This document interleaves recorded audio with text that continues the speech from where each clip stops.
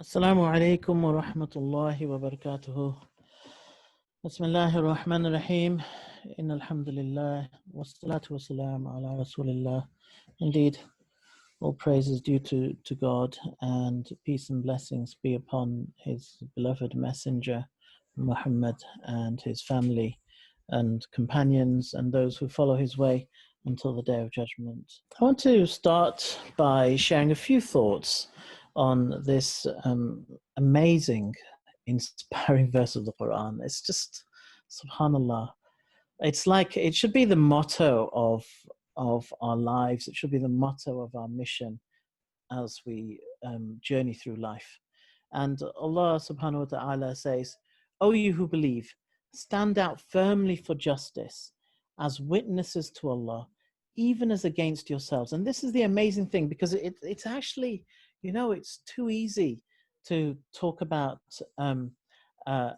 justice when actually it doesn't concern you, or it's easy, right? If it's something that relates to what's going on at the other end of the world, doesn't, it's no skin off. You can voice it, you can send a few messages out, you can express outrage, very easy when it doesn't affect you personally. But what Allah is saying here is that no, you have to have that moral consistency, that you're going to voice your concern about justice, even at the point where it affects yourself, right? Or your parents, your kin, and your family, and whether it's against rich or poor, so the privileged, doesn't matter, and then Allah says that follow not your lusts, because your inclination will be to protect your near and dear and to be, preferential towards them, right? But Allah then says, lest you swerve and you distort or decline to do justice, for verily Allah is well acquainted with all that you do. So it's a reminder that we're actually being watched. And we hear a lot at the moment about white privilege, and how if you're white, you may not appreciate, and this is the point, isn't it, that you might not actually just realize that you're privileged. You might not realize that you're expressing or using or abusing your privilege, right? I'm not white, okay? But the question is, well, okay, so we've talked a lot about white privilege, but we have to look at privilege in all situations, and everyone is in some ways privileged in one way or another, and can essentially abuse that privilege and take it for granted. So what we're actually being taught is to be humble, to be fair, and to be honest. Think about those three qualities. They fundamentally lie at the heart of our faith. So, why can I be privileged? I'm male, and there is male privilege, and I may not even be aware that I'm, abusing my privilege, abusing my status as a male, right? I know that I'm kind of one of the partners in my practice of about 30 plus employees. I could easily be abusing that privilege, no doubt, and that's something I need to constantly be aware of. And am I imposing on other people because I'm in a privileged situation? Yeah. But I'm just gonna put the question out there. I'm not answering, and I'm not even going to define the question with any precision. But I want you to think about, and maybe I need to start thinking about also, is there such a thing as Muslim privilege? I don't know. I think there will be. If you think hard enough, there will be, right? So, because the question then is, if we're talking about fairness and equality, are we genuinely consistent and honest about it? Are we honest about looking and rooting out inequality within our own Muslim community? If we're here waving the banner of equality and, saying Black Lives Matter, is that true also within our own Muslim community? Is our community guilty of racism? Are we as individuals guilty? We need to look at that, What about classism? I mean, is there anyone in our families or friends that say something is chavvy or chavish or whatever? Do you stand up and do you say, well, should you be saying that? What's that implying? And of course, fundamentally, the male privilege also extends into our community, right? We know that there is misogyny in our faith tradition, and the question is, and I'm not going to ask it in any precise way at this stage, but I just want you to think about, are you fair in talking about equality, in the workplace, online, etc., are not willing to look at and ask those questions within your own faith tradition? That's the question that we need to ask. Do we ignore it? Do we brush it under the carpet? Or are we going to be honest about it and fair about it? These are just some thoughts, okay? But remember that fundamentally, at the heart of it, read the Quran. The Quran is talking about justice, morality, consistency, right? And so let's take that. Let's take it all the way. Okay. Right. To begin our circle today. Now, the journey to date is, and in some ways we have digressed a lot on the subject of hadith. I have to confess that we have gone into it in great detail, and there's a danger then that you could end up losing sight of the bigger picture, which is like, okay, what is this all about? Where are we going with all of this, right? Where does this whole discussion come from? Where's it going to lead? So we're doing a section of the syllabus, which is classical to contemporary, and it's looking at context. And we're looking essentially at the need to reevaluate, to look at the challenges to the faith at any one time, and to reevaluate what the priorities or what the kind of the big struggle should be at any one time. So we started this journey with of what's called tajdeed, renewal, with the example of Umar radiallahu anh, who was a phenomenal thinker. SubhanAllah, he was phenomenal in so many ways. And one of the things was that he was ready, bravely, as was his custom to be in every respect, but courageously to reevaluate the teachings and question them in order to ensure that the spirit of the religion was maintained. And obviously, as being the leader, Amir al-Mu'mineen of a growing empire, he faced lots of challenges, and he was always ready to reevaluate the law in order to maintain the benefit for his people. Okay, then we looked at the Imams of the madhabs, the schools of thought, and what these Imams, what we've actually worked out is that these Imams were actually going to try to encapsulate the Sunnah, because time was passing by, generations were passing by. The Quran was safeguarded. Everyone had the Quran, that's fine. But you need the Sunnah as well. And how do you find the Sunnah if, as time goes by, people are dying who know the Sunnah?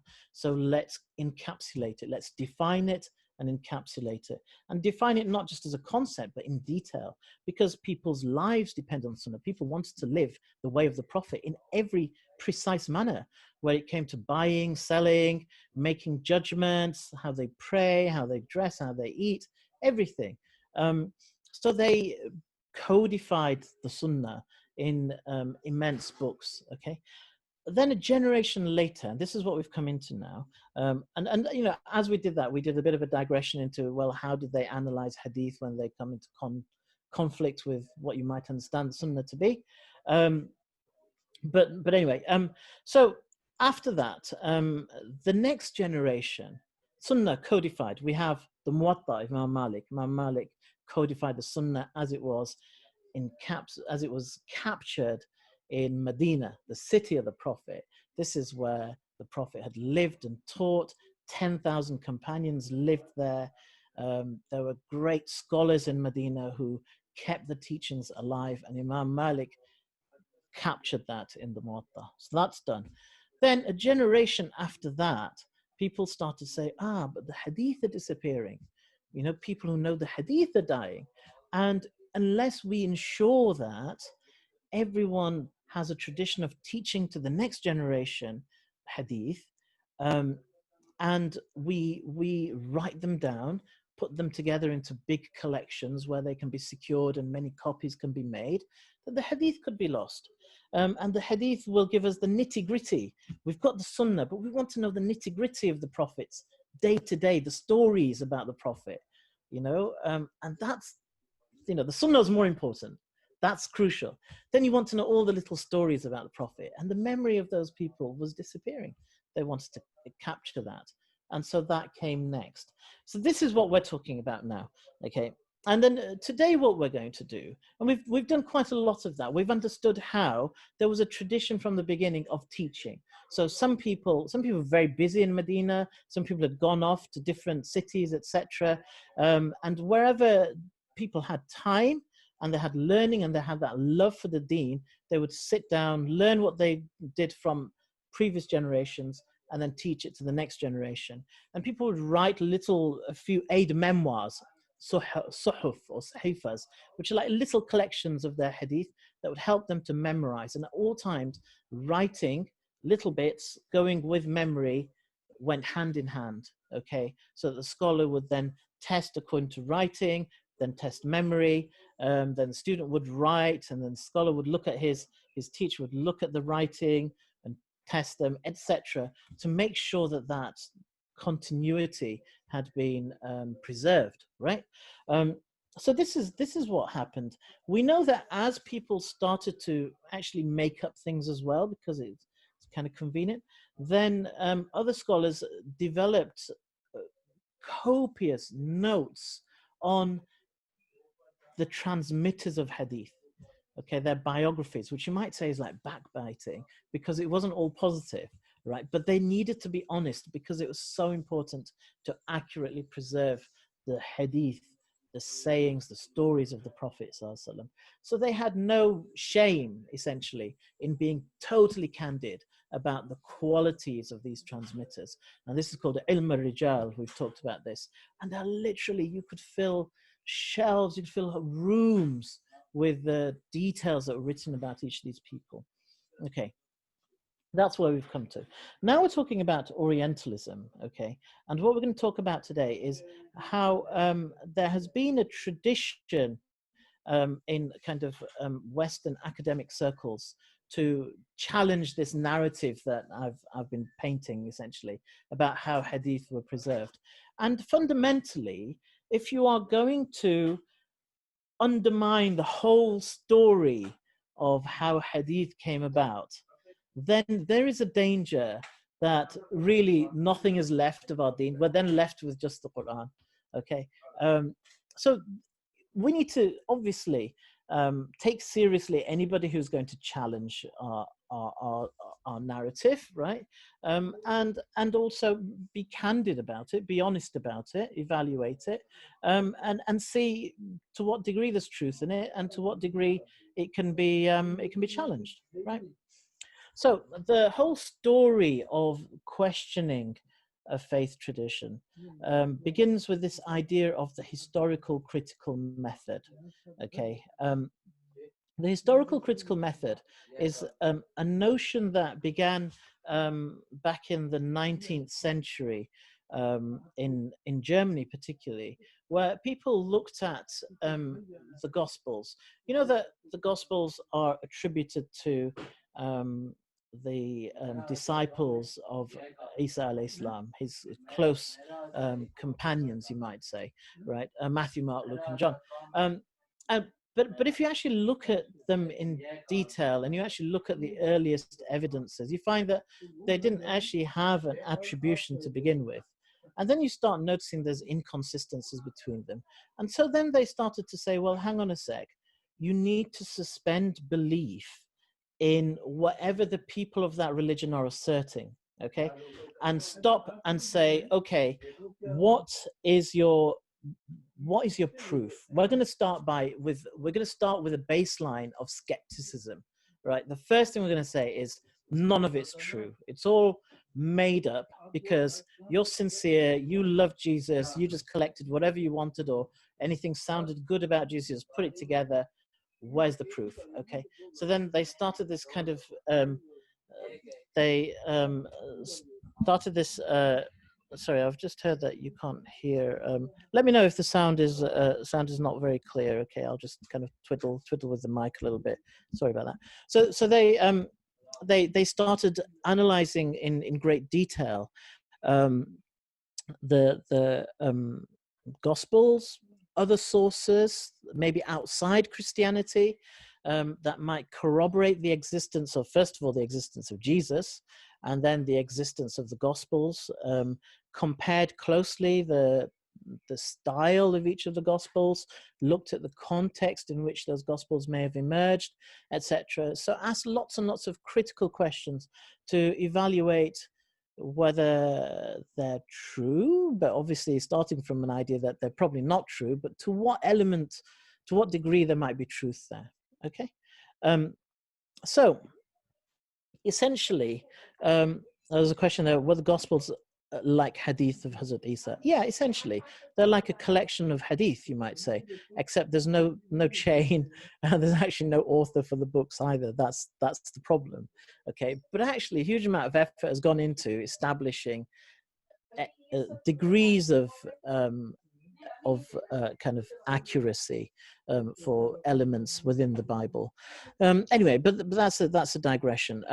So anyway, so this is the process, and they said, well, hang on, why shouldn't we be applying that also to the sources of Islam, to the scriptures of Islam, which the Quran, is difficult to question because it's a very clear book, written very early on in precise, memorized from the beginning by large numbers of people, precisely copied, and many multitudes of copies throughout the empire, the Islamic empire, or the Khalifa, you might say, from a very early time. So, it's difficult for people to question the Quran too much from the outset, but the Hadith most certainly they could do, right? And so what they did is start asking some tough questions about the Hadith. There's many people who did this, okay, but we'll just pick out some key people, right? The first person to know about is Ignaz Goldziher. So Ignaz Goldziher was around in the kind of turn of the 20th century, the late 19th century, 1800s, going forwards into the 20th century, and he basically, actually, he was quite enamored with Islam to begin with. It was from the Jewish community, and then decided to stick with his community and continue his study of Islam, but do it using the historical critical method. Okay.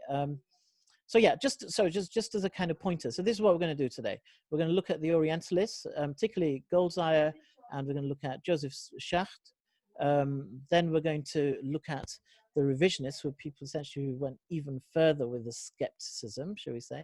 Then we'll look at some key people who responded from the Muslim tradition, and then a quick look at the revaluationists. But this is, well, actually, I'd like to spend a little bit of time on the revaluationists if we can, right? Okay, so Goldziher. So Goldziher, obviously wrote volumes on the subject. So all I'm going to do is just summarize. And his arguments were based on a few key points that he made. One is that the extant Hadith collections don't date any earlier than about 150 years after the Prophet. In fact, later than that, right? So that's a long time later. So the question is, what happened in between, right? We know there's an oral tradition, but how can you trust that oral tradition is what he was saying, right? And he said that as time went on, there were more and more hadith in later collections. Surely that's proof in and of itself that hadith are being made up as time goes on, The other thing he says is that, well, you know, how is it that you end up with the younger companions knowing more hadith than the older companions? There are a lot more hadith from the younger companions than the older companions. So it's suggesting that there's, like, as time goes on, generation by generation, the older companions don't make many hadith. Younger companions make up a lot more hadith. And then generation by generation, it gets worse and worse and worse. Yeah. The other thing he noticed is that people who in the earlier generations, earlier writings, didn't have very clear chains of narration for their hadith.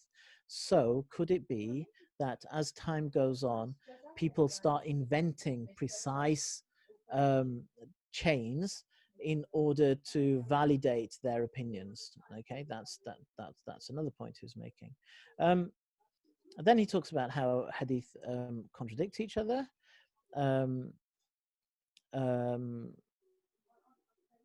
There are lots of stories about hadith being forged and fabricated. So why don't Muslims own up to that? And if they do, surely, if there are so many forgeries, how can you believe in your hadith, right? And that the other concern he had is that Muslims tend to only criticize the chains, and if the chain is correct, they accept the hadith. And surely, if you're going to have that approach, what you're doing is you're validating, you're validating the what's the word? The kind of the forgery, essentially, that you're encouraging it by not challenging the content of the hadith, right? So if the chain is okay, you just say, well, I'll accept it. Then you're saying, well, that's kind of like giving people a carte blanche to make up hadith, because you make up a chain and it doesn't matter what the hadith says, it'll just be accepted. You see the point? So these are the points that Goldsai made. Then Joseph Schacht came along much later, and this is decades later, in sort of kind of the middle of the 20th century, and he kind of took this a bit further, and he sort of delved into the arguments of how initially the Imams were talking about Sunnah, and their idea of Sunnah didn't relate to Hadith directly. Many of their books on Sunnah didn't have that many Hadith in them. So wouldn't that suggest that the Hadith weren't even there for them to kind of use Sunnah instead? And of course, again, that the chains were incomplete. After Imam Shafi came, we know about this. Imam Shafi then said, no, Sunnah should be Hadith. So after Imam Shafi comes along and says, you can't have a nebulous understanding of Sunnah, like Imam Malik said, Sunnah is what the practice of the people of Medina is, right? I mean, it's a sound argument, but Shafi said, you can't use that, because then people say, oh, the same true for Kufa, and then people start arguing about, well, what is Sunnah? Be precise. The Sunnah has to be what the Prophet ﷺ was seen doing, right, in a hadith. That's what Imam Shafi says. And he says, so somebody asked what isnad is. Isnad is the chain of narrations. As we did this in previous circles. So it's basically where one person hears from another person and hears from another person. So every hadith, we see it cut down to just the text of what the Prophet said.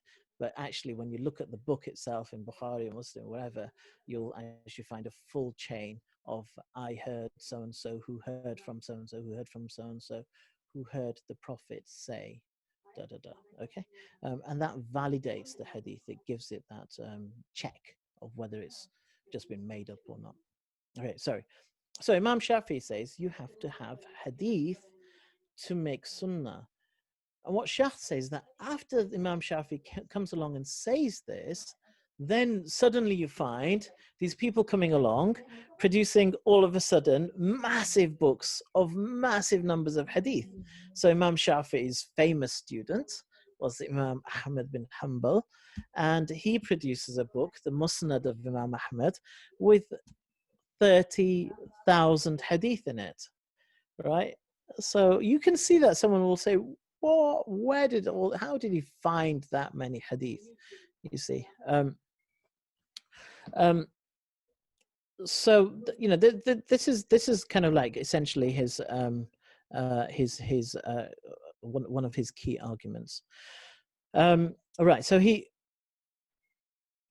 says that basically, at the point of the successors, you can rely on things, but then before that, you can't. And then after that, things just started to be invented. So later when, so in a way, Sahih Bukhari, like Muwatta, is mostly a book about Islamic practice. Let's compare those. So Imam Bukhari was a student of Imam Ahmad, right? So a generation further on. Okay, and Muwatta is a collection of the teachings, the Sunnah, you might say. Sahih Bukhari, again, is actually like a book of Sunnah, but instead he uses Hadith, right? So the Muslim of Ahmad isn't, but Bukhari is. So it's like suddenly you've got the Sunnah being proved by Hadith, where before it didn't used to be. So where did Imam Bukhari find all these Hadith from all of a sudden? You see the point? If Imam Malik had those Hadith, why didn't he use them? Why did he instead use, in his book, in the Muwatta, he says statements like, this is the tradition essentially that was practiced in Medina, or that's the kind of the Imams of Medina practiced, or he'll quote a companion or a successor, but he won't quote the Prophet to justify his argument, right? Okay, so that's Shacht. Next, things kind of go to the next level with this group of people called the Revisionists.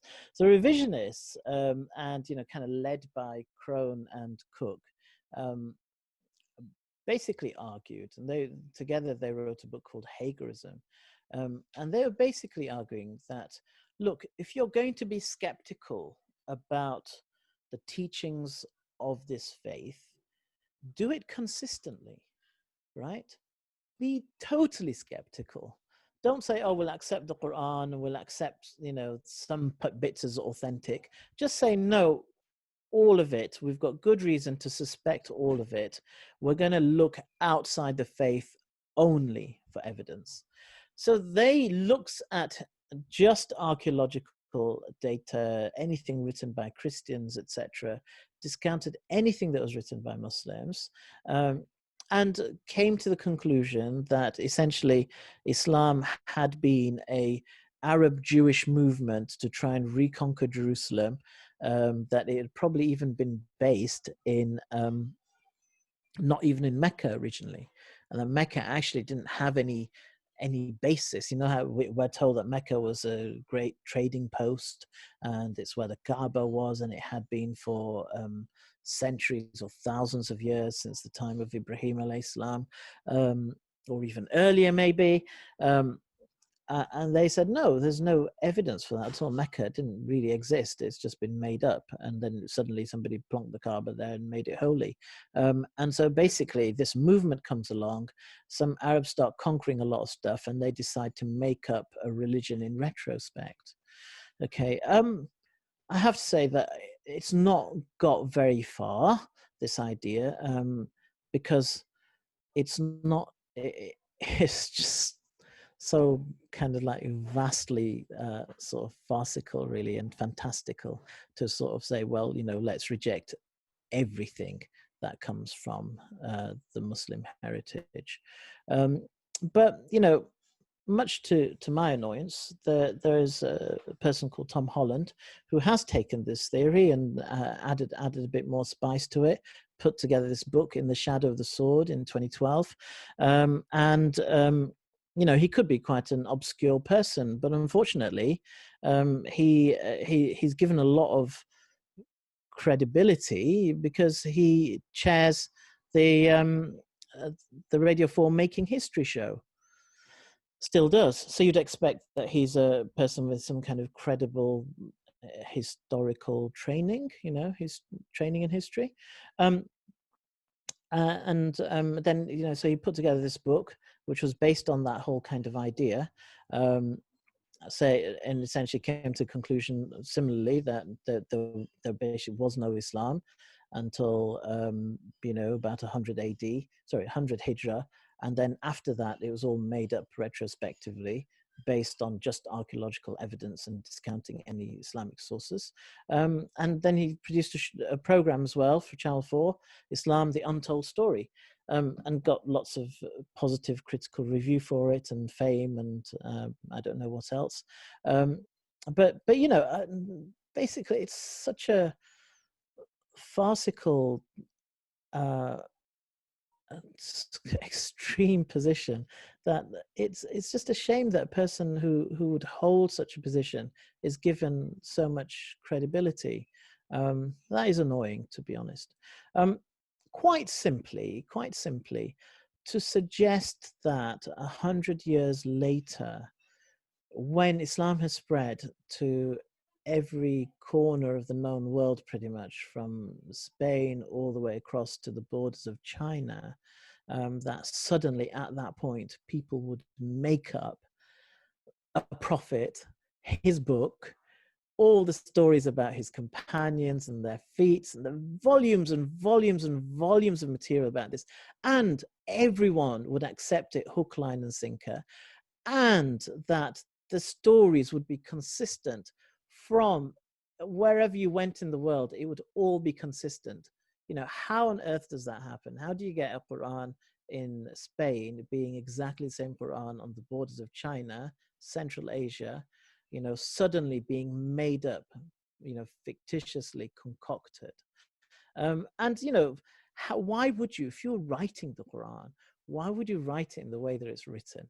A book without a beginning, middle, or end, essentially. I mean, it has a beginning in the sense of Fatiha, but, you know, in the sense that it doesn't have a kind of introduction the way you'd expect it to have. It has lots of repetition. It mentions things that seem completely irrelevant, like Surah Lahab might seem irrelevant all these centuries later, or century later, it's being made up. You know, all these little stories about incidents around the time of the Prophet, his wives, etc. Why would you sort of litter these randomly in the book? Why wouldn't you just kind of like have a chapter on, well, this is everything about heaven, this is everything about hell, you know, this is how to be a good person? Do you know what I mean? It's anyway. Look, the simplest argument against this rather, you know, kind of fantastical proposition is the Birmingham Quran. So the Birmingham Quran was found amongst a collection that had been in Birmingham for quite a while, and suddenly, you know, people noticed that, oh, hang on a sec, the style of this writing is very old indeed. See, what happened is that you may know that Arabic went through from the time of the Quraysh, who were barely literate, right? Arabic, in the way it's written, went through quite a dramatic transformation over a period of decades and centuries. So you can actually, by looking at the type of Arabic, the way the Arabic's written, you can more or less date the text anyway. Okay, so this looked like automatically old. This looked automatically like very old, a very old text, because it doesn't have any dots on it. It doesn't have the fatha dhamma kasra, which is the vowels, but it doesn't even have the dots, because originally Arabic was written for people that knew Arabic, and they didn't need the dots. They could just figure it out. Okay. Later on, as Islam spread to all nooks and crannies of the world, where people were just like, whoa, how am I supposed to read this? It could be read as 4 different consonants. And then later people are like, well, how do we join these consonants together? You haven't given us any clues here, you know? So later these things came along, and the style of the writing, as well as these things, can be used to accurately date texts. So it looked like this is going to be a very old text. It's got Surah Maryam in it. I think Surah Kahf as well, if I'm not mistaken. Yeah, anyway. So then they carbon dated it, and lo and behold, it can be carbon dated with a 95% confidence interval to between 568 and 645, which is, if you look at the years of the Prophet, the years of the Prophet were 530 to 632, to, you know, not round about the time of the Prophet, or not long after. right? And we're told that Hazrat Uthman made the multiple copies about 650 onwards, right? So yeah, AD that is, yeah, or CE. Okay, so there you go. The Quran, there's just no doubt really about that, and we know that also from there's so many copies that are completely consistent. The fact that there are chains of memorization of the Quran going back to the Prophet, etc. Okay, now so we've kind of said a little bit about the fundamental flaws in the historical critical method for analyzing Islamic sources. The first thing you have to ask is, well, why are you making an assumption that Muslims who are sincere and want to learn about their prophet are going to start from a position of fabricating about the prophet? Aren't they going to want to sincerely learn about him? There is in the Quran, it says, لَقَدْ كَانَ لَكُمْ فِي رَسُولِ اللَّهِ أُسْوَةٌ حَسَنَةٌ, that you have a beautiful example in the Prophet. So people want to know the example. They're going to want to search it out. So to assume that there was none of this from the beginning, that nobody would want to write it down, nobody would want to learn it, memorize it, teach it, convey it, is in itself quite bizarre. So to start from the point of view that they would have made it all up, why would you make everything up about the Prophet when you want to know about him from the very beginning, right? And وَرَفَعْنَا لَكَ ذِكْرًا, that we've raised high your fame. People get to know the Prophet. They've heard about the Prophet. They want to know more about him, right? So it doesn't make sense. And then we know that for generations, people who knew the Prophet well sat down and taught this to other people. So anyway, there's a counter then. This great scholar, who's a muhaddith, traditionally trained originally, then went on to do his PhD in Cambridge, etc. Muhammad Mustafa Azmi wrote a kind of refutation, essentially, of Shacht, as well as other key texts as well, where literally he just takes his points one by one and sort of essentially debunk them. But we can actually, from what we know already, you can see how it's quite easy to challenge both Shacht and Goldsire. So, for instance, the question of the first written collection was 150 years later. Well, we know there are lots of references to earlier collections. We know that there's the Sahifa Hammam bin Munabbih, which a copy of which has been found, or perhaps more, who's a student of Abu Huraira. In its 138 hadith are collected. There have also been found some small manuscripts of Nafi', who was a student of Ibn Umar. So that's a companion, the student of a companion. That's pretty early, okay? And Nafi' himself died 117 Hijrah, but he was a student of Ibn Umar, okay? So they were there, and we've also talked about last time how actually the reason that they don't exist, many exist now, is because when you have little scraps here and there and you're making a bigger collection, what you're going to do, you're going to collect them together. Also, you're going to learn from the previous teachers, make your big collection, get that authorized. Everyone's going to say, yeah, this is fantastic, it's accurate. They're going to then make copies of the bigger collection, and those little scraps just disappeared. They dissolve into the ether because they're perishable. Unless people make copies, they're not going to survive, largely, right? Many more hadith in the later collections than the earlier ones, suggesting they were made up later. No, but we know that people traveled. The early collections were people who they were students of a companion.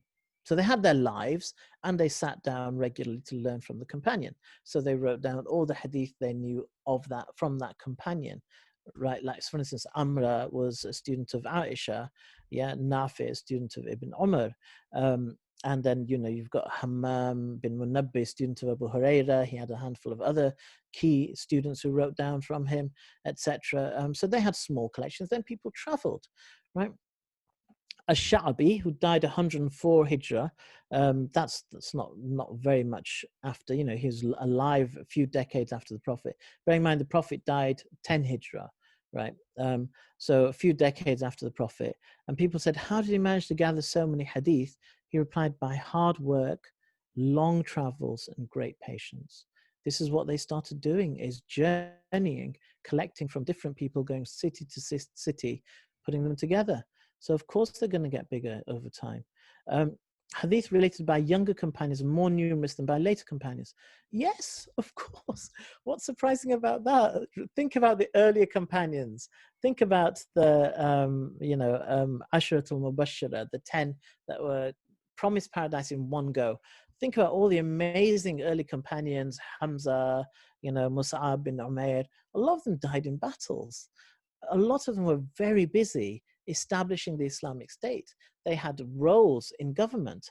They were judges, they were teachers, they were governors, all right? They were very, very busy. So it's actually the younger companions who were able to concentrate on studying, asking the older ones, compiling their teachings, compiling records of what the Prophet had said and done, memorizing them, teaching them, because by then the cities were established.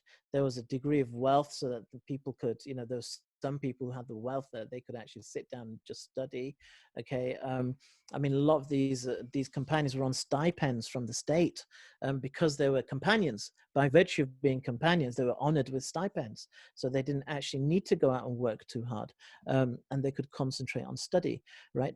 When there was time for the community, and there's a concern also that the Sunnah needs to be preserved, the Hadith needs to be preserved, then companions could concentrate on that, right? So it's the younger companions that did that, and it's the ones that lived longer. Out of the 10,000 companions that were in Medina, I mean, of course, in total there are 100,000 plus companions, perhaps more, but the 10,000 in Medina, out of those, there are a few that we know very well, and the majority of the narrators are the younger people who lived longer and were able to do that. Yeah, makes sense. And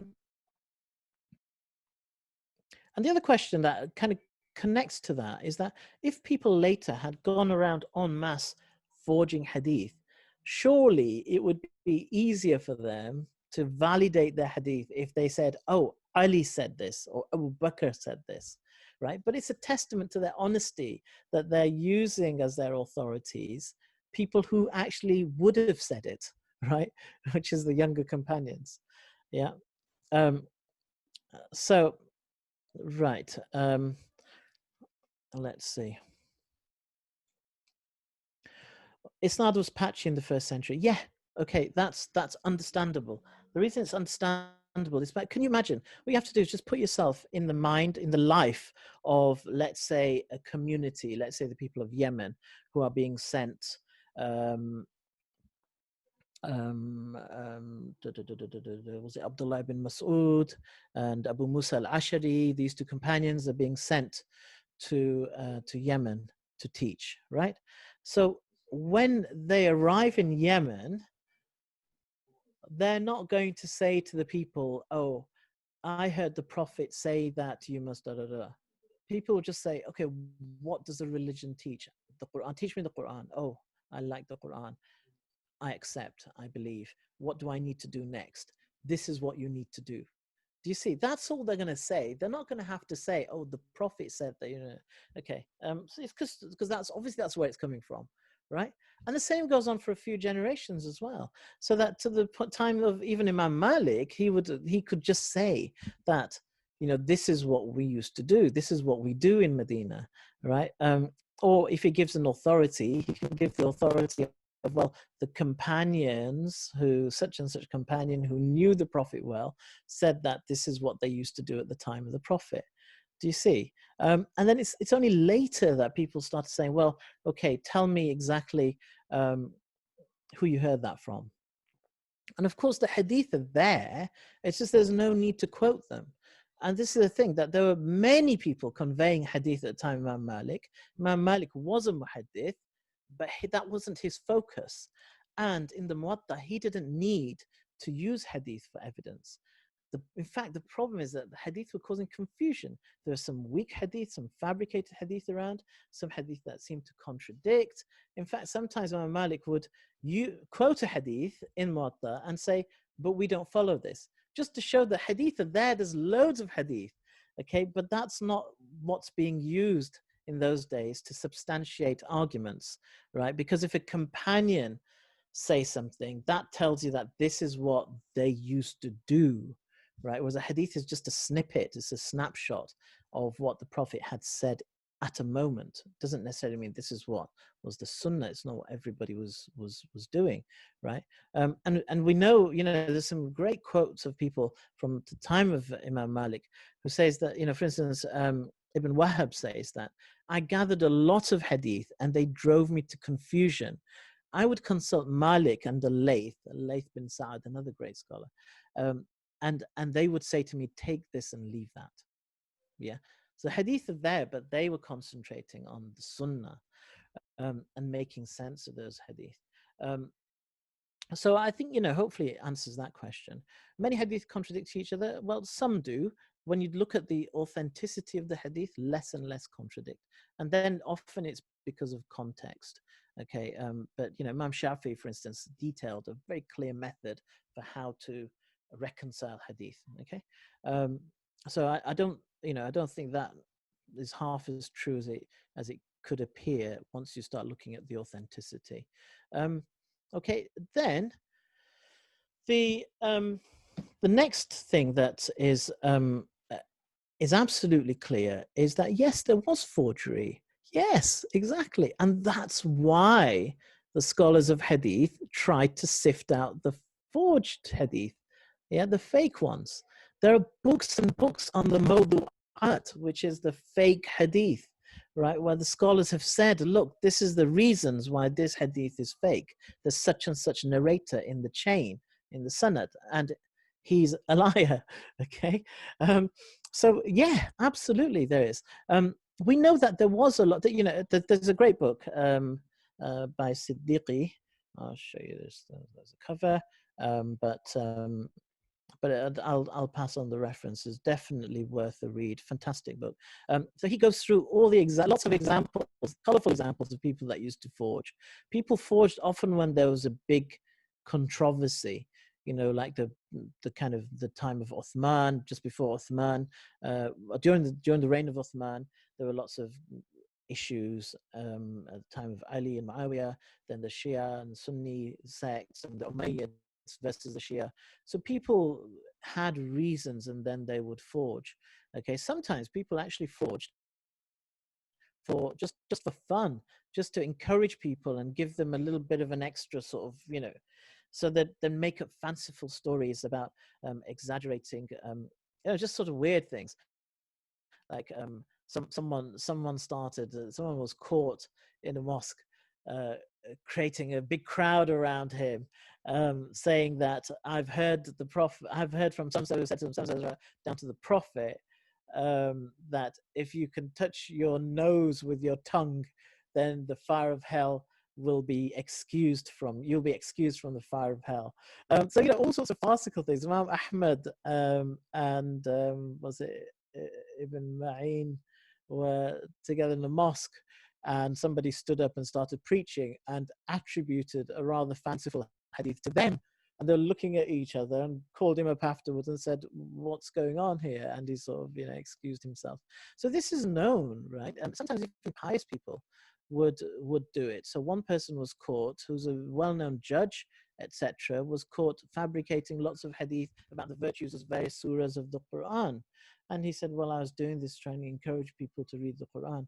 But this is why the Isnad system developed. And this is why there were certain scholars who became famed for their critical analysis and their precision in collecting the chains of authority back to the Prophet ﷺ.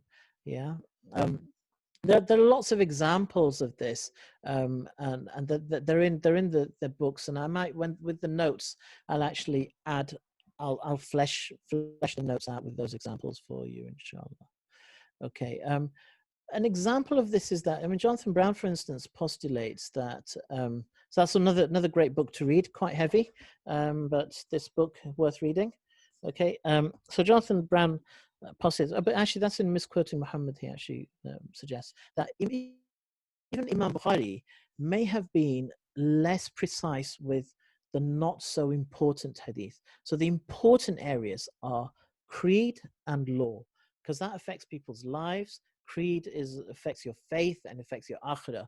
You know, if you've completely misunderstood who God is and you're believing something completely ridiculous, then that could could endanger your hereafter, right? So those things they were very strict with. Other things they were less strict with. So we have the student of Imam Bukhari, for instance, Imam Tirmidhi, and he has his book fantastic, where he actually puts the grading for his hadith as well. Okay, so for instance, if you look at gharib hadith is basically where there aren't many corroborating chains, right? So you've got hadith of the Prophet, and there aren't lots and lots of different chains, lots of different companions hearing it. Actually, one companion heard the Prophet say it, who had taught it to one person, who taught it to another person, that kind of thing, right? Which makes you think, okay, but you know, was it real or not, right? So if you look at in his collection, where the gharib hadith are, in inheritance, only 7% are gharib. Wow. Okay. In zakah and fasting, 17%. But then when you go to things like du'as, where it doesn't, you know, it's just nice. Anyone could do a du'a and they could do it from the heart. If somebody attributes one to the Prophet, fine, do it. And it's nice. And maybe you'll get a reward because it's sunnah and you recite it. Not that important that you do that exactly. So there, 50% are gharib. In terms of manners, 25%. Virtues of the companions, where we know a lot of stuff was fabricated, 52% are gharib hadith, right? And then the fitan, we know a lot of stuff about the end times are gharib, they're weak hadith, right? No, well, gharib isn't the same as weak. It can have a strong chain, but then there aren't many corroborating chains, which means that it could have been a mistake, right? Yeah. Okay, so this is the point. And you know, because like Tirmidhi, because all of these other collections have the chains there, it means that we actually, the great thing is you can actually corroborate those chains. We have the details of the precise stories of each of these narrators, each of the transmitters of the hadith, right? In terms of when they were born, where they lived, where they moved to, who they studied with, what their character was like, what their memory was like, what different people said about them. So you know, the detail about these transmitters is phenomenal, so that the work can carry on for generations and generations. So Sheikh Abdullah Juday, who's the teacher of Sheikh Munir, who we use quite a lot in campus, and inshallah we'll use more, is a well-known, globally known muhaddith who has gone through and reevaluated many hadith that are quite well known, but actually are in fact weak because he's found faults in those chains, right? And that's amazing that we can actually do that today, because that historical effort has been made by these phenomenal scholars. Right, Muslims criticize only the text. Sorry, only the chain. Not quite true, okay? And we'll look at that later. But there is definitely, like Ibn Hajar, for instance, questions the hadith that's in Bukhari about Adam alayhi salam being 60 cubits high, etc. Now, just to finish, what I want to do really is this thing here, okay? I want you to understand, we've talked a lot about Imam Malik, okay, we talked about his fiqh before, etc. But the Muwatta is a very important book because it's the first book that, I know it's not exactly a hadith book, but it has a lot of hadith in it. It has some mursal hadith, but it has some hadith that have the full chain going back to the Prophet, okay? But it's a hadith, it's the first book that is of a sizable nature with a very large number of hadith, which is there in its complete entity, okay? And we'll talk about the authenticity of Muwatta that's been corroborated independently in a minute. Look at this, the Prophet ﷺ And then let's have a look at these companions. These are the companions that are known to relate lots of hadith about the Prophet. The reason is because they lived, the Prophet died 10 Hijrah. These people lived for a long time after the Prophet. They had a lot of time when things were quiet for them to just teach, right? Anas bin Malik living the longest for 80 years after the death of the Prophet, 90 Hijrah, right? And then we have the examples of their students. So Amr bint Abdul Rahman was a student of Aisha. Urwa bin Zubayr was the son of Asma, who's Aisha's sister, right? Son of Abu Bakr, daughter of Abu Bakr. So he's grandson of Abu Bakr. He learnt lots of hadith from Aisha. Sa'id ibn al-Musayyib learnt from so many companions.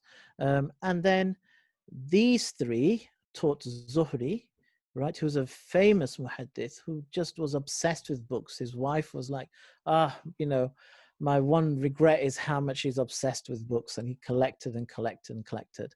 And the reason I'm mentioning these people is because they were the teachers of Zuhri. And the reason I'm mentioning that is because another successor, Tabi'un, who didn't see the Prophet, but they were uh, students of the companions. Abdurrahman bin Hurmuz was a student of many companions. Nafi' Mawla ibn Umar was the slave of Ibn Umar.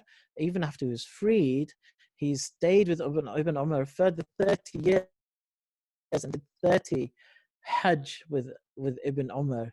He was so devoted to him, and he learnt so many hadith from him and other companions. And then Az-Zuhri, who was taught by, he was a key student of Anas bin Malik, but also learnt from a lot of the students of the companions. So you can see that this is a lot of people who learnt a huge amount from Sa'id ibn al-Musayyib, for instance, was so keen to learn the hadith of Abu Huraira that he proposed to his daughter just so he can be closer. I mean, I'm sure he loved her as well, but just so he could be closer to Abu Huraira in learning hadith. And these people, Sayyid ibn Musayyib, for instance, suffered a lot by the government because he, stuck his ground at times, etc. The reason I'm saying this is because these three are the students of Imam Malik. Imam Malik was very particular. There were 70 people teaching in the Prophet's mosque, and he only accepted a handful of people for his teachers. There were so many hadith going around, so much going around, but he only took it from those people who were reliable, right? So his first teacher, we had another teacher first, and then when he was in his teenage years, essentially, he was a student of Abdurrahman bin Hurmuz, okay, and stayed with him for, I think, 7 years, and then became a student of Nafi', the freed slave of Ibn Umar, and then after him became a student of Az-Zuhri. So you can see that, there's a phenomenal amount of learning. And this is just an example. There are lots more successors and, imams that were teaching that learned from each other. This is the immense heritage that was there already for Imam Malik, okay? The reason I'm saying this is because, you know how I mentioned at the beginning, let's just whiz past to the revaluationists. So what's happened now is that a lot of scholars now are actually saying it's quite useful that they had, Crone and Cook were sort of basically blown out of the sky, it's just so farcical and essentially what they're proposing. But, Goldsire and Shaft made some pretty sound, you could say, arguments, and other people after them as well. And it's useful that that heritage of questioning was there, because what's happened now, since about the 1960s, etc. onwards, is that the revaluationists, the scholars that are now looking in great detail at early suhuf, early manuscripts, comparing them in the different hadith collections, going back, cross-referring, checking, in order to, start with that null hypothesis. Let's assume it's not accurate. Let's look in great detail. And they're finding that, oh, lo and behold, it's actually, the work of preserving is actually pretty good. It's pretty good. Okay, so let's have a look quickly at Nabi Abbott. This will finish on, really, I think, pretty much. Okay, so here we are. So Nabi Abbott, who's American, studied at or taught at the University of Chicago, got hold of a papyrus of the Muwatta, a papyrus of an original Muwatta. So, modern Muwattas are going to be written in modern Arabic. The papyrus she had, judging by the way that the Arabic was written, just like the Birmingham Quran, without the dots, without the lines, etc., and the style of the language, confirmed that this was from the time of Malik bin Anas. So here's little few fragments of it here, okay, and she said that from she says that's the paleography, the scribal practice. Practices, the text, the order of the traditions, the Isnad terminology in the papyrus show a remarkable degree of conformity with the scholarly practices of Malik and his contemporaries, right? So she's basically saying, yeah, this really looks like something from the time of Malik. It'd be interesting for this to be carbon dated, actually, but it hasn't. I don't know if it's been carbon dated. What's also interesting, we talked about this when we were studying Imam Malik, is that Imam Malik kept revising his Muwatta. So the Muwatta was done. It was authorized by, 70 scholars of Medina saying, this is it, this is our way, and we agree. But then he kept revising it. And he kept making it more and more trim because he wanted it to be a code book that people could actually live by. And, initially it starts off huge and then it got smaller and smaller. So cutting out repetitions, etc. So there's a copy by Muhammad ibn al-Hassan al-Shaybani, who was a student of Imam Abu Hanifa, but he's also a student of Imam Malik. So he made a copy early on. Later on, a Layth made, sorry, just one second. Later, a Layth made a copy, which is obviously a more recent version of the Muwatta, which is smaller. So this one seems to have been dated around the middle time between the two.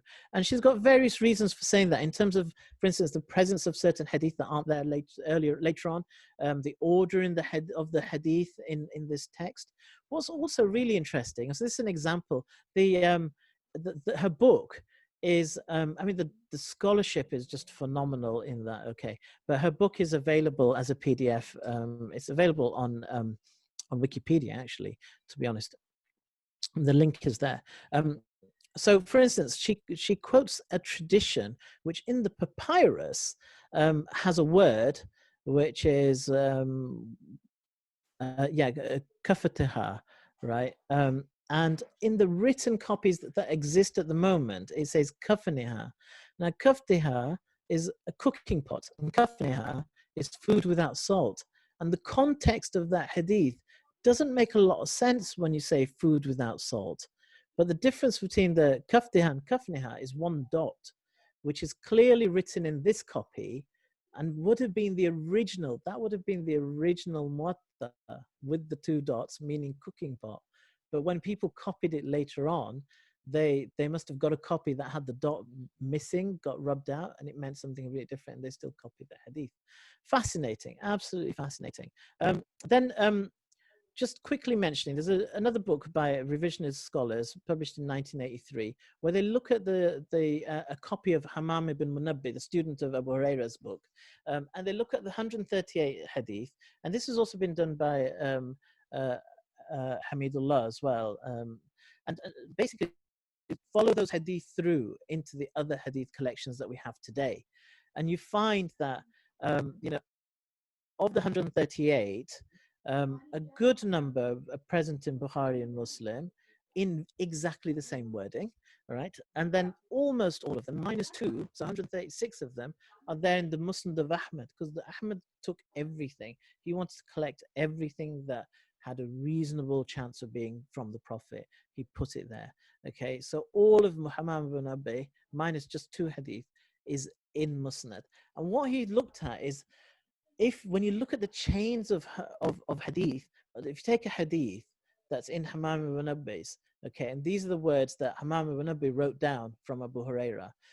If you look at the wording that other students wrote down, and you follow that through into the other hadith collections that came later, they're different to the ones that come from Hammam ibn Abi, keeping the same meaning, but the wording is slightly different, which is interesting. or if it's coming from a different companion, slightly different. So it just shows that what was Hammam ibn Munabbih's Sahifa has been very faithfully transmitted into the larger collections later. Yeah. So anyway, this is there's a lot of stuff that you could go into. Finally, I'll just say that this is a kind of interesting way of looking at the kind of refutation of things like Shah.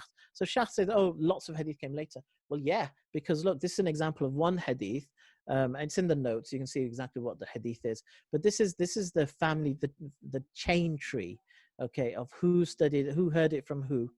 So this hadith was heard by Abu Huraira, okay, Abu Sa'id al-Khudri. These are also young companions, Ibn Masud, Aisha, Ali, etc. Right? Abu Huraira then transmits it through lots of chains to other people who transmit it to other people. Why? Because Abu Huraira had a lot of time to teach and he had lots of students. Makes sense, right? Ali was busy fighting wars, managing this, so he didn't get a chance to teach to many students. So the chains from Ali are slimmer. So you can see how all of this is actually very consistent with history as well. And, it all makes sense. What's also interesting is that in the end, you end up with countless hadith coming from actually one story of the Prophet ﷺ. So this is why there are so many hadith later on, because the chains have to get bigger with each generation, because each one of these things is a separate hadith, because the hadith is defined by its chain, right? So this becomes a slightly different chain. It's called another hadith, even though the story is just one, what the Prophet said to his companions. Do you see?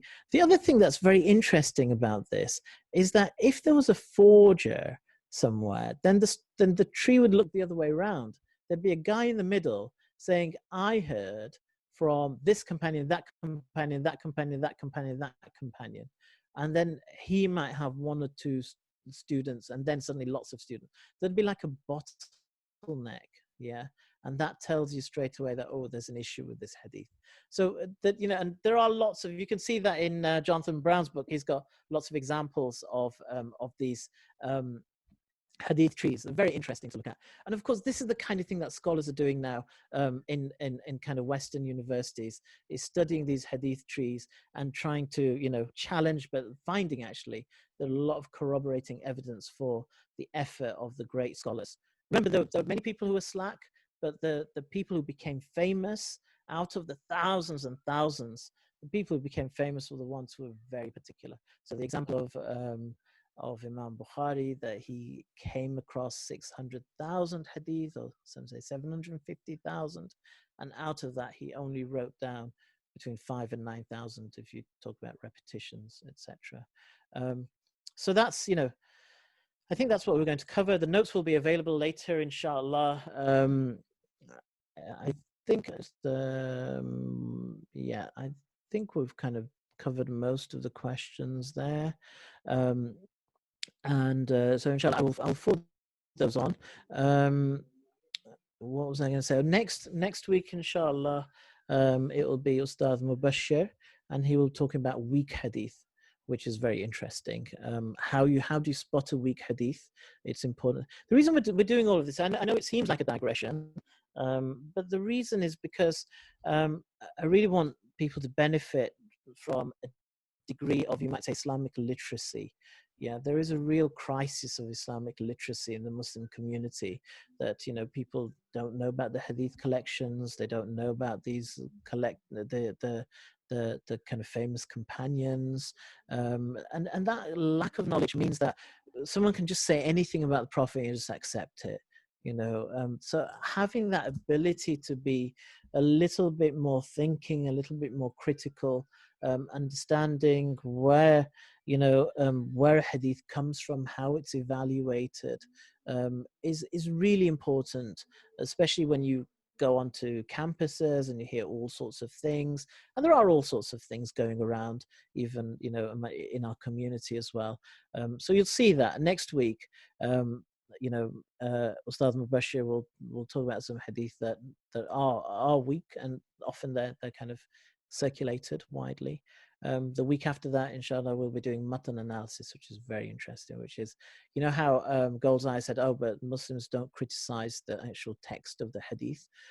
So we'll actually be looking at the texts of the hadith and where they are actually challenged, and you know, what criteria use to challenge the text of hadith. Inshallah. Okay, there we go. Subhanak Allahumma wa bihamdik ashhadu an la ilaha illa anta astaghfiruka wa atubu ilayk. أعوذ بالله من الشيطان الرجيم بسم الله الرحمن الرحيم والعصر إن الإنسان لفي خسر إلا الذين آمنوا وعملوا الصالحات وتواصوا بالحق وتواصوا بالصبر